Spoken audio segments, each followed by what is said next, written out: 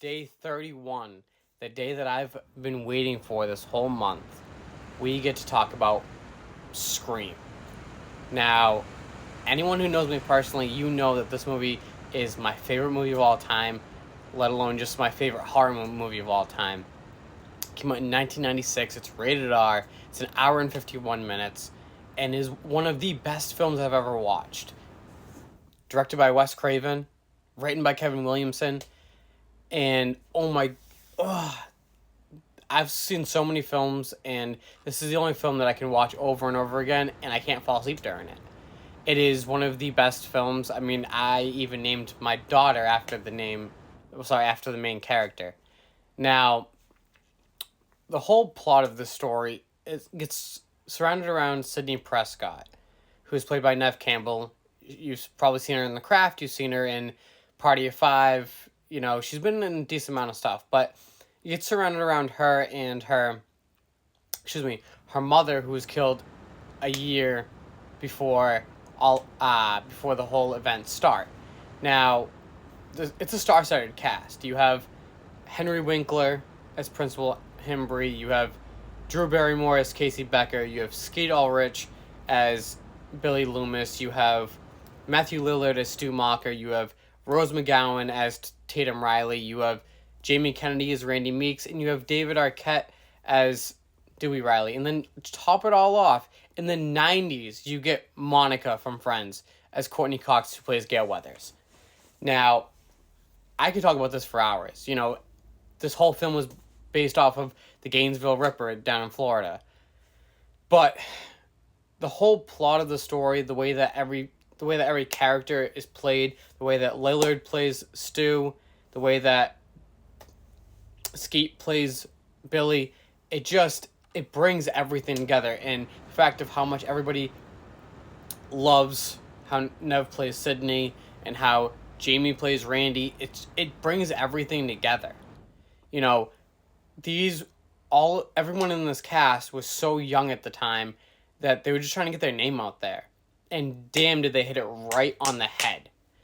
Now, I could sit here and talk to you for hours about this, but I'm not going to bore you with it because a lot of you probably, when you watch this film, you think of Scary Movie that was made by the Wayans brothers.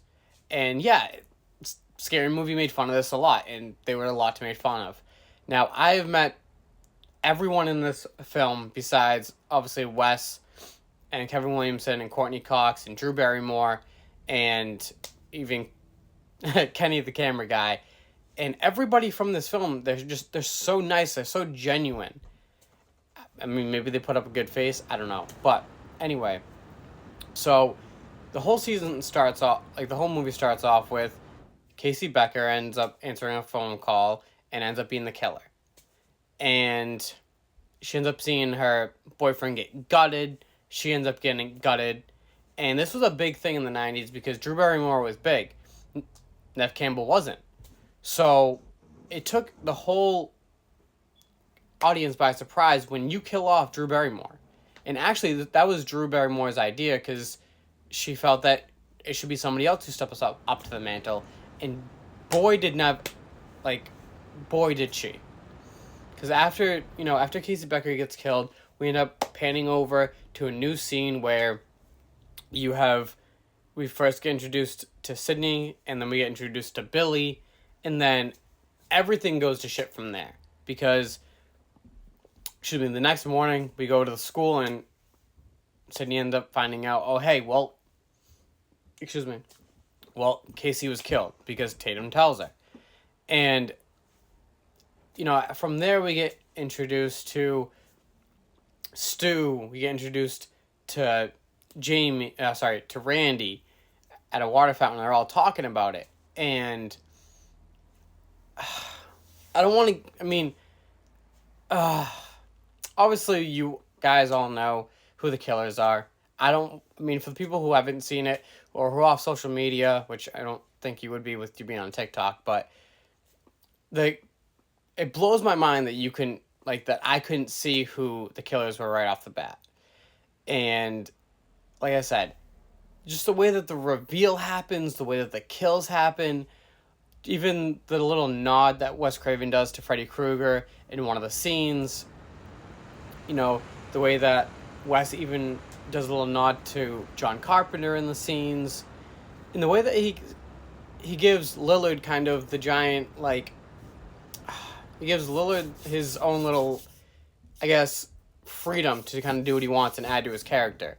It very much helps. I mean, I don't think Craven was okay with him wearing a silk bathrobe during a party, which I want that. So I did tell my wife the other day, so I might be donning that at some point. I don't know. She's good at giving gifts. But anyway, so like I said, Scream is one of the best horror films that I've ever watched. You can watch it on HBO Max. IMDb surprisingly gave it a 7.4 out of 10, but I give it a strong 5 out of 5 because there isn't anything, I guess, wrong with this film. Because the killers are potent. You know, the final girl is reliable. You can sit there and you can know that, hey, all of her reactions are genuine. They're not fake. They're not thinking like she's hot shit, whatever. I mean, in the later franchise, yeah, she is, but it's because she's dealt with it for so long. Sorry. Like I said, I could talk about this forever. But please, give it a watch. Let me know if I'm losing my mind or if you agree that this is one of the best films that has... I mean, even if not the best film, one of the best horror films that has ever been made, especially for a slasher. Like I said, damn, I could talk about this forever. But please give it a watch. Write in the comments what you think. Because, like I said, I could watch this 365 days a year, and I wouldn't get bored of it. Because Williamson and Craven were just magic gold.